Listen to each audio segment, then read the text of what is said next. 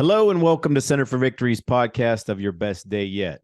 At Center for Victory, we're here to help unlock, reinforce, and enrich relationships through personal and professional development. I'm Eric Guy, Chief Victory Officer at Center for Victory. Today, very special guest. Think you've been on before, long time ago, but Mr. Caleb Kolb, Executive Director of ATP. We're going to talk about that and drill down into that. But as maybe folks, if you're listening, you can't see, but if you're watching the video, you could see this guy in front of me's got mad energy. And I mean that with all respect, just because I love what you do and you're excited about it. You do it with extreme passion, and you've brought that passion to the company along with your now wife. And you are in the Pittsburgh area. Let's not forget that you're a Pittsburgh guy. Yeah. So the folks that are listening here around the area, you'll have at the end, we'll have an opportunity for you to participate in, or at least an offer to participate in some of the things that these folks are doing. Just great things. Just a little background on ATP. Ventures with Training and Purpose, nonprofit organization focused on helping those in need improve the quality of life through an adventure of purposeful physical training, which is crazy if people could see what some of the things that you do. I mean, you call it, functional performance and wellness training, right? So just tell us about a little bit about your background. And, we actually met weird, but your wife, who was then I don't even think you were engaged yet. You hadn't quite asked the question. Yeah, I don't even but I was lecturing somewhere and Sarah introduced me, and that's how we met. And she's like, man, you know what, you would really, I really wish my boyfriend were here. Yeah. And so you could meet him. And then happenstance, I didn't know who you were, right? Yeah. Had never met you, and you were in front of the table that we were sponsoring too. And I went over, start talking. Yes. She comes over and she goes, "Oh, I see you guys have met." And I'm like, I don't know. I mean, we just started talking. And then then we figured out what you all were doing and wanted to help. And I just love what you all are about and how you're helping people. I'm going to shut up because I know you want to talk too. That's perfect. But tell us how you explain ATP to people and what kind of what you do, and then we'll go maybe share some stories. Yeah, absolutely. So, ATP really started in really 2015. And my dad was working for an orthopedic surgeon and was doing physical rehabilitation for clients. And there was several of his clients, their insurance funding had been cut. So they no longer had the benefit of paid rehabilitation for outpatient physical therapy. And so, he wanted to start a program to help those folks. And my oldest brother, Eric, has muscular dystrophy. So my dad's always had a heart for really that, chronic disease, chronic illness. And so that's how that's really how ATP was born. And, at first he was going to clients' houses after work, you know what I mean? And like bringing a stability ball, bringing a resistance band, like a couple of dumbbells. And he would take that to his clients' houses, and he would do, workout sessions, wellness sessions with them. And we met some people that had a little bit more experience than us. Mm-hmm. And they said, man, you guys should start a nonprofit. That, like, what you're doing, you should start a nonprofit. And so that's what we did. So that's, really how that started. And, I was in Nebraska when this happened. Right. And so my dad, it's so funny because if people know my dad, they'll be like, oh yeah. But like, my dad, loves what he does. I mean, he comes home from work and he reads his textbooks. He has taught exercise science and kinesiology, and in the past. And so like, he just loves learning that.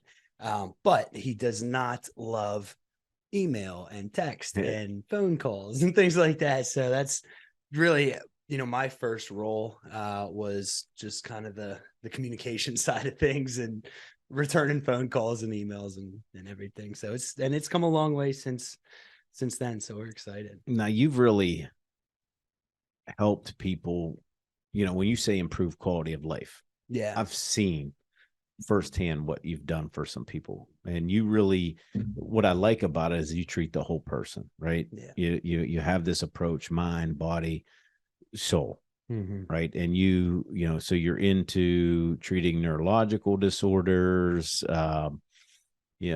and things like that. I mean, you see a lot of vets coming in that have had trauma. You have a lot of amputees. Yeah. One of the first ones I met, and why do I keep forgetting his name? But he was the first like event that I think my wife and I went to. You guys, he double amputee. Oh, Eric, his train wreck. Yeah, Yeah, train man. wreck. Eric Burkett. Yeah. And he spoke, and it was so moving. Powerful. I knew it was coming, and it was powerful. Yeah. And I just watched everybody in the audience, his story. Like, amazing. Where did he come? Can you tell people where he came in at and then where he left at?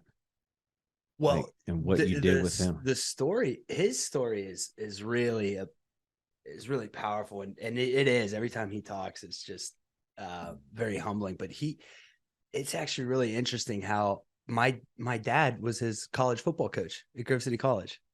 Okay. And so so Eric was a Marine pilot, and there was, I believe, that what happened was a Osprey crash, in Africa, and so they connected again years later, my dad and Eric, at a restaurant. I guess Eric was noticed my dad and reconnected, and then really just started training together. And he's just such an inspirational guy. I mean, he is no BS, no excuses, hardworking guy. And that's what's exciting, is there's just so many clients that are like that, and people that are like that, that, it's not, and this is what my dad says, like, this program is not a cookie cutter program, right? So like, everybody's different. Everybody has, whether it's a neurological issue or amputee or, whatever it is, everybody has different risk factors, and, you have to, almost put together the puzzle. What can we do? And then we sit down, every client that we sit down and say, all right, what are their goals? What are their objective goals, functional goals? For example, one of our Marines, he used to talk about, man, I used to be able to do 30 pull-ups, no problem. Right. And so one of his goals may be, I just want to be able to do 15 pull-ups again, but the more important goal is, I want to be able to play in the yard with my kids without pain. Yeah. I really want to just improve my, just the quality of life. And so, that's really what it's about. And so, when a client comes in, we sit down with them, and we go through their medical history, and they go through a health history questionnaire, physical activity readiness questionnaire, and we really get all their information, risk factors, and then we set goals. And we, like I said, everybody is different. So there may be 4 or 5 clients in at the same time that are all on their own individual programs. And so we've got a great team that's really excited and fired up, and that's what makes it great, is like, everybody's bought into the mission of improving folks' lives. Yeah. So going back to Trainwreck, where did he come in, and how did he progress? Like, what did success look like for him? Yeah. So when he came in, just trying to think, like, we were in Hermitage when we started working with us. And off the top of my head, I don't know kind of his specific what his specific goals were and things like that. But, he, he might not be like, I don't know if that's I guess, clientele best example Mhm. from all of our clients. Well, I just remember he came in. Well, what I heard, Yeah. right, was here was a guy thinking about really ending it all, right? Just where he was at. He didn't have his legs anymore. Um, and the hope that was given. He had to get his mind right again. He had to go back to what he knew. He had to fight again, right? And this guy literally comes into a crowd of people, and he just spoke that truth to everybody. Yeah. And it was straight from the heart. Literally, you could see it change his life. Yeah. For him to walk in with his two prosthetic legs, and it's just amazing to see that. But even the people in the audience who don't have those things, who don't have chronic pain, who don't Sure. know what neurological disorders do to you, who have all their limbs, Right. it was like an awakening to, like, well, if we can, if this guy can do this and overcome this, what can we? And that's what I love about the program, because you provide or allow people to come in and also make a difference alongside of you. Whether that is through giving, donations, charitable gifts. You have these adventures that people can go on with, and we're set. We're set to go with you. That's right. That's right. Right. And it's like, well, it's a little nerve wracking, but it's a little exciting. But then you start thinking, okay, like there might be somebody on this adventure that might be missing a leg. Sure. And here I am worried about how I'm going to get through this. Sure. It is really not a lot. That's like, other than just walking. Right. I'm worried about, well, we're going to have enough water. Like, Yeah. I don't have to worry about, just the mindset that you put people in. Right. And the things that you've done. So, like, talk about what these, some of the adventures that you do. You actually go out, these activities that you do, and how meaningful they are. And if you have somebody that you have like an example for, that would be great. Absolutely. Yeah. And it's really like humbling and exciting to be a part of. So the adventure side of things is probably my favorite thing to do. When when everyone's a kid, like, oh, I want to be a doctor, I want to be a lawyer. Like, I remember being like, I want to be a raft guide. You know what I mean? Like, I want to be a whitewater guide, and I want to be a mountaineer, and this and that. And I think that there's just so much healing in nature, and now there's a lot of research coming out on the benefit of this nature-based adventure rehabilitation, or like the Japanese research, just forest bathing, just being outside, and the benefit that has on your mental health. And so that's what we, fundamentally, that's what we try to do is just get people outside, get people in nature, get people in the woods. And for most of our adventures, we have some sort of kind of like adaptive option, right? Or some other option. But we do, our pledge to our clients is that we're going to do 2 adventures per month. Last month, I think we did 6, and it just seems like every weekend. Tomorrow morning, for example, we'll be at North Park, and we're doing a hike in the morning. And so we'll have an option, like a 1 mile option or a 4.5 mile option. The clients can choose from. We'll have multiple staff there. We have one of our staff in the back of the hike. So, but that's just one example. And we've done Brazilian Jiu-Jitsu, and we had one of our clients is an amputee and was at Brazilian Jiu-Jitsu. And then the next week she came to rock climb at public lands. Every third Thursday is rock climbing night at public lands. And then she was there too. So, that's really what fills my bucket, is, seeing the clients and the transformation, through these adventures, you know, we always talk about, we do the Grand Canyon, we do Grand Canyon rim to rim, we do Kilimanjaro, we do Nepal every year. And, you know, the clients, like the person that starts the Grand Canyon on the North Rim is not the same person that comes out on the South Rim. What happens? Like if you, I know you, it's going to be hard to explain that. Yeah. Plus I'm going, so I would kind of want to know. I'm getting Yeah, ready to absolutely. take this trip in September. I think here's a good example. We had a client, and this isn't Grand Canyon, but same kind of you know, what happened. So we had a client that their goal was to do the Great Allegheny Passage. Mm-hmm. Okay. And so they set this weight loss goal and lost 100 pounds to do this.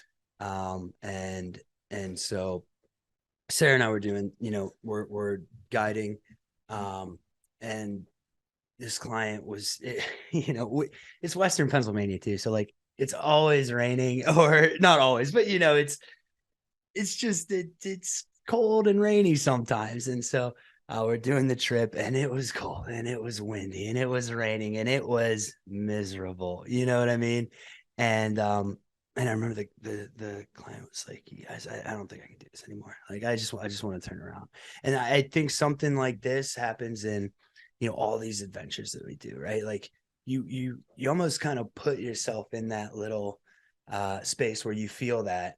And I remember having that conversation, and I said, "Listen, if you get through this, if you push yourself through this, like, and we finish and you reach this goal, like, this is something that you're gonna remember this moment for the rest of your life. Like, you're gonna have this, like, I did this, it got tough, I wanted to turn around, I wanted to quit, and I kept going, I kept making it through, and I did it." And that is like so powerful for me to see clients do that. And Grand Canyon, you know, and that was just a bike trip on the Great Allegheny Passage. I mean, Grand Canyon, we do rim to rim, you know, over 24 miles from the north rim of the Grand in one day. Yeah, down through Phantom Ranch, and then out Bright Angel on, you know, to the south rim. Mm-hmm. And you start and it's 40, maybe 40 degrees. You get down to the Phantom Ranch, it's 100 degrees.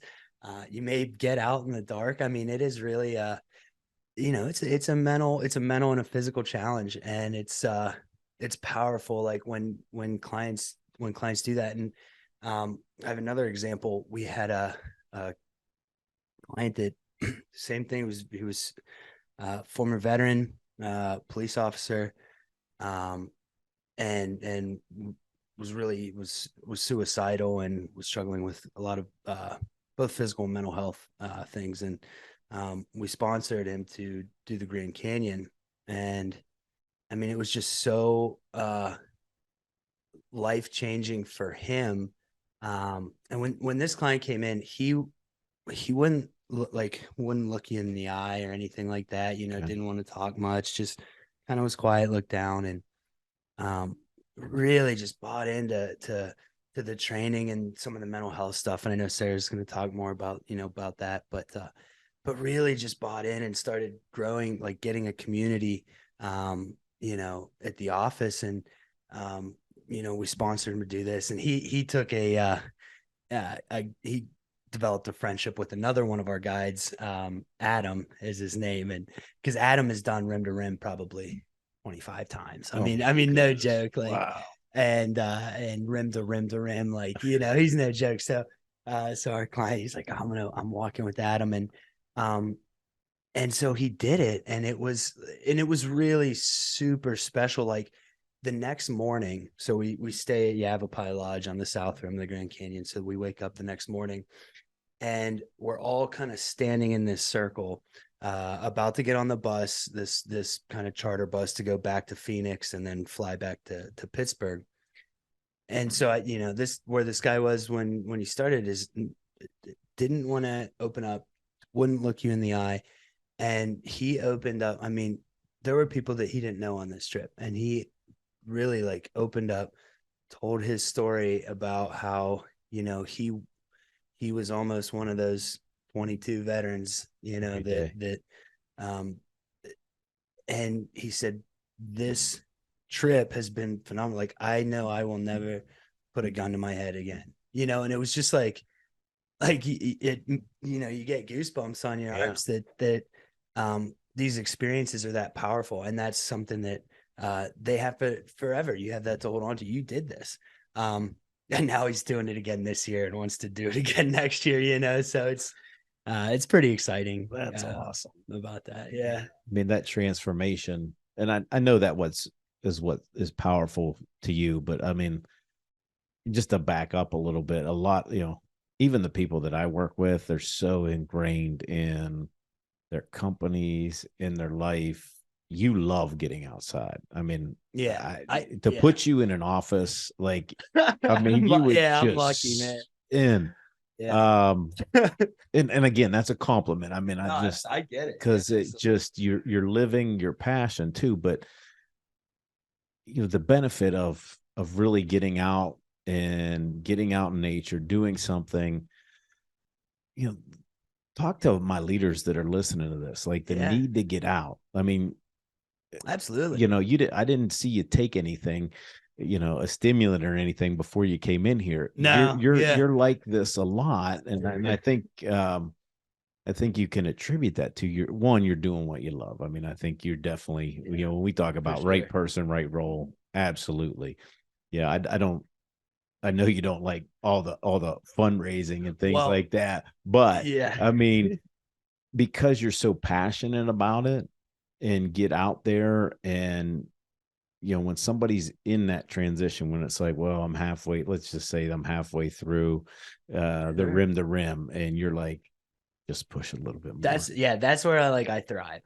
That's what I enjoy. And so, there's different roles as a guide.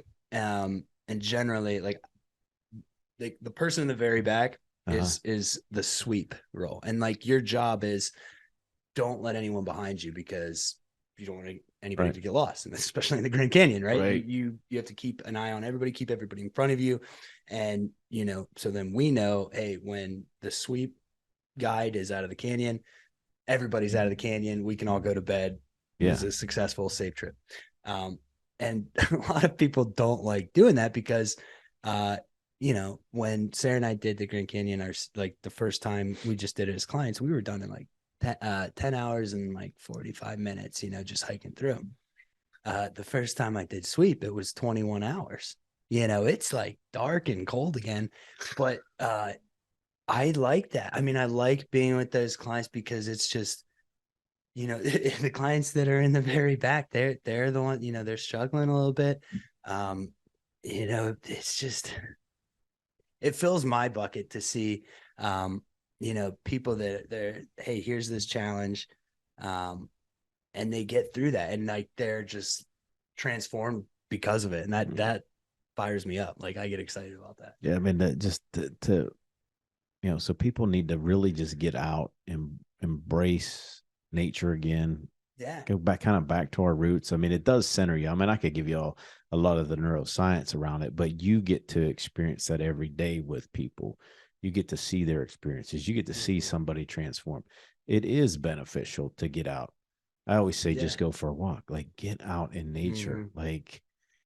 It's very healing. I mean, we were just talking, my wife and I were just down on the beach a few weeks ago, and it's just you get, that's me. When I hit that sand, I that first day, she's pulling me off. It's we have to eat at some point, dear. Right.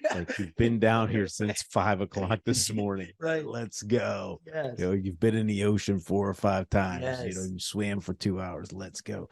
But it sends different signals to your body. It's very healing. And I think, I was always permitted when I was young, growing up, to be out. And I think that's, I see some of these kids, I see, obviously you all see the obesity problem. Yeah. It's so rampant and going on, but just having people get out, do something, have an adventure. And it doesn't have to be these big ones we're talking about. I mean, you have, absolutely, like you said, jujitsu or just a walk, just done hiking North Park. Yep. Get around other people. We're going next Wednesday. We're just going fishing. Yeah. It does not have to be, climbing a mountain in Nepal. You know, it just you know, just going out, getting active, and really, you know, what I love about our, you know, our organization is just the camaraderie among the clientele, right? And so when you talk about, you know, being in the right role and me not liking fundraising, I hate fundraising. I don't like, I get uncomfortable asking people for money, but I love the people side of things and the client side of things. And so I've been blessed to like my role is really the people side of things, the client side of things. When a client comes in, that, you know, I make sure that, you know, I do an orientation with them. I make sure that they're getting the right providers. If they need anything, like my job is to make it a smooth process for them. And I love that. And if they miss a, you know, if they miss a schedule, like a scheduled session, like, hey, so this is Caleb. Like, I saw you missed your session with Susan today. Just wanted to call and see how you're doing, you know, and I enjoy doing that. I don't like asking people for money, but my wife is tougher than me, so she can handle it. Well, I'm going to ask right now. So you're going to tell people how they can get in touch with you, because I'm going to really encourage folks, because I have people all the time say, how, you know, I know, you know, and they ask my wife too, Eric and Tammy, you know, how do we get involved in some of the projects you're involved in? I can get behind you guys all day long. I mean, because I've seen the change. You're right in there with them. It's not like you're some like talking head off somewhere. I mean, yeah, like a sweep. I don't think I could do that. Like, I think I care about people. I don't know if I care. Like, that's horrible to say with what I do, but like, but it's like that's twice as long. It's I like get the it, patience that goes with that. And every time you tell me something like that, that takes a special kind of person. And maybe I'll get there. Maybe that needs to be one of my goals when I go on some of these trips with you. But what's the best way for people to get involved? And it's like, make it as easy as possible. Because I mean, if somebody wants to like, I mean, give, what can they do? well, if it depends how you want to give. I mean, Yeah. if they wanted to give financially, absolutely. Like our website, hey, it's What's the website? We have adventurestraining.org, www.adventurestraining.org. Is ATP, and then we have another program, Aurelius. It's Aurelius520.org. So, you know, financially, those are great ways. But you know, I know most of your audience is like Pittsburgh area.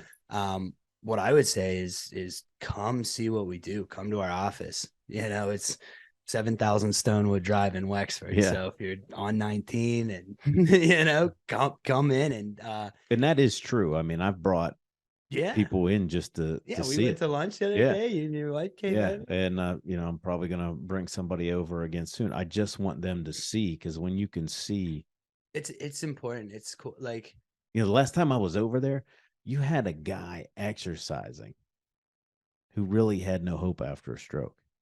Oh, I mean, and he's exercising, and you told me what was going on with him, and I'm like, oh my goodness. The stories that we have just some, I mean, every that's so what's so cool is everybody's got a story in it, right?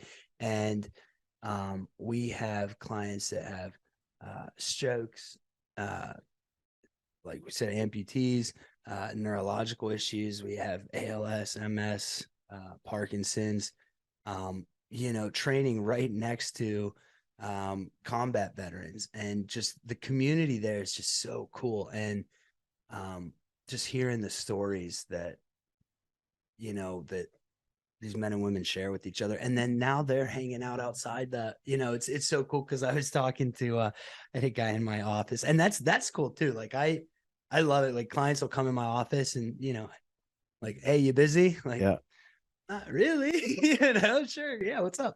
And you know, they were talking, this client was talking about him and another guy who I wouldn't have pictured being buddies or going to the movies together, you know. And another two clients are going out to dinner together. It's just like, you know, cool that camaraderie is being built there. And I think that's probably one of the most powerful things, that it is like it's a small family run business, you know. Well, and we could use that nowadays. I mean, especially with all the stuff that has gone with COVID, the mental health issues, just, you know, we've we've separated from one another. We really need to come together and keep that community tight. And that's what you're building. I know you're continue to build it, but really appreciate any other things that you want to say or Man, that we 30, should that know was 30 about. minutes. That was quick. No, I mean I really would like I encourage anybody that's just interested to check it out what we're doing, just to stop by. Sarah and I are and my mom and my dad and our dog, like all of us Yeah, are there every Trek, day. Yeah, Trek. Trek the dog. He's about 140-pound Swiss mountain dog. And And a huge baby. he is like he thinks he's a cuddly, Yeah. but he's great. And he's good with the clients and they Yes. love him. But yeah, I would just encourage to come over and see what Yeah. you And if know. anybody's listening to this or watching that knows me and you're afraid to go over by yourself, Yeah, I'll bring let me know. yeah, I'll take you over. We'll schedule a tour because I absolutely love what you guys do. yeah, And always, you're always invited back to share some more stories, Caleb. But absolutely. absolutely love what you do. Behind you 100%. As if you're listening, watching, get in touch with them. Great organization, great foundation, doing great things for people, doing great things for our community, all you Yinzers that are listening. So with that, I appreciate you listening, Absolutely. watching. Make sure you hit the subscribe button, get notified when we post next. And again, Caleb, thank you. Appreciate it. And for the audience, remember, wherever you're at, whatever you're doing, make this your best day yet. We'll see you soon.